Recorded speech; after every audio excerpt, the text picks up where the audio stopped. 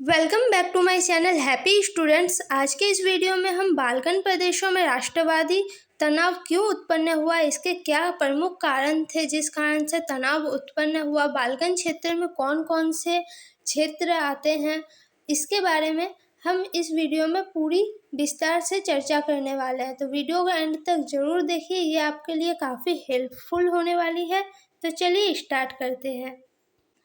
तो सबसे पहले जो आता है वो है उस क्षेत्र में कौन कौन से राज्य शामिल थे। तो अब इसमें देखिए 1871 के पश्चात बाल्कन प्रदेश यूरोप में गंभीर राष्ट्रवादी तनाव का मुख्य स्रोत था। कब? तो 1871 के बाद बाल्कन प्रदेशों में क्या हुआ, ये काफ़ी राष्ट्रवादी तनाव देखने को मिला। इस क्षेत्र में मुख्यतः आधुनिक रोमानिया, बुल्गारिया, अल्बानिया, यूनान, Macedonia, Croatia, Bosnia Herzegovina, Slovenia, Serbia, Montenegro आदि प्रदेश शामिल थे। तो इस क्षेत्र में आपने देखा कितने सारे क्षेत्र शामिल थे और इन सारे क्षेत्रों को मिलाकर ही बाल्कन प्रदेश का निर्माण हुआ था। इस क्षेत्र के निवासियों को प्रायः स्लाव कहकर पुकारा जाता था। ये शॉर्ट क्वेश्चन में पूछा जाने वाला क्वेश्चन है कि बाल्कन प्रदेशों के निवासियों को क्या कहकर पुकारा जाता था, तो स्लाव कहकर पुकारा जाता था। बाल्कन क्षेत्र का अधिकतर हिस्सा ऑटोमन साम्राज्य का भाग था। बाल्कन क्षेत्र का जो अधिकतर भाग था वो क्या था, ऑटोमन साम्राज्य का भाग था।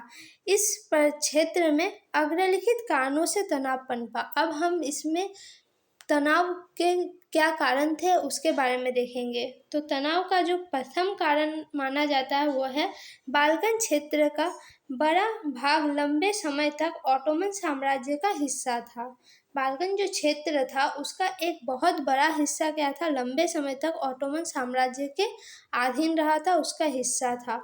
दूसरा, ऑटोमन साम्राज्य अत्यधिक कमजोर हो चुका था। अब क्या था, ये लंबे समय तक ऑटोमन साम्राज्य का हिस्सा था, लेकिन ऑटोमन साम्राज्य क्या हुआ था, अत्यधिक कमजोर हो चुका था।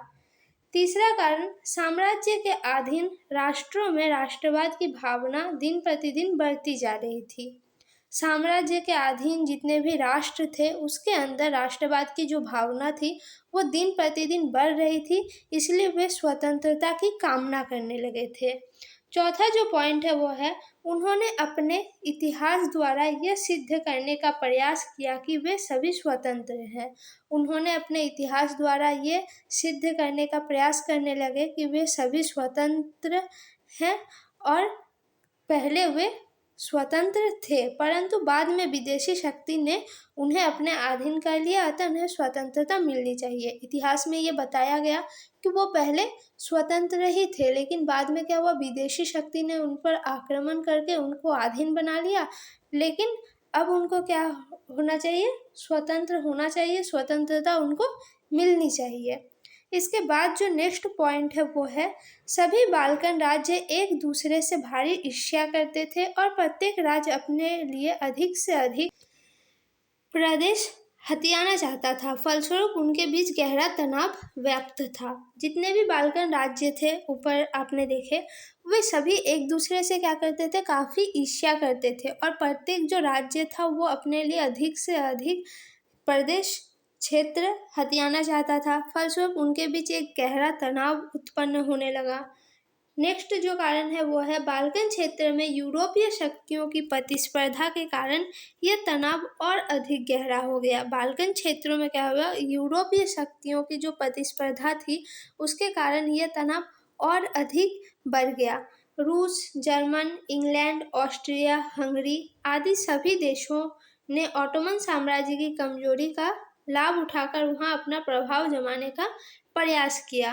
अब क्या था, जो यूरोपीय शक्तियां थी, रूस, फिर जर्मन, इंग्लैंड, ऑस्ट्रेलिया, हंगरी और भी बहुत सारे देश थे यूरोप के, जिन्होंने क्या किया, ऑटोमन साम्राज्य की जो कमजोरी था उसका फ़ायदा उठाने का काफ़ी प्रयास किया। फलस्वरूप बाल्कन क्षेत्र में कई युद्ध हुए, जिसके कारण क्या हुआ, उस क्षेत्र में कई युद्ध लड़े गए। इन युद्धों ने प्रथम विश्व युद्ध की भूमिका तैयार की, और ये जो छोटे मोटे युद्ध पहले हुए उसी से क्या हुआ, प्रथम विश्व युद्ध की जो भूमिका थी वो तैयार हो गई। प्रथम विश्व युद्ध का एक कारण इसे भी माना जाने लगा। तो इस तरह से हम जान सकते हैं कि बाल्कन क्षेत्रों में राष्ट्रवादी तनाव क्यों पनपा, इसके क्या कारण थे। आपको ये वीडियो कैसी लगी कमेंट में ज़रूर बताइएगा। वीडियो अच्छी लगे तो वीडियो को लाइक कमेंट शेयर जरूर कीजिए। साथ ही और भी इम्पोर्टेंट क्वेश्चन के लिए चैनल को जरूर सब्सक्राइब करें। धन्यवाद।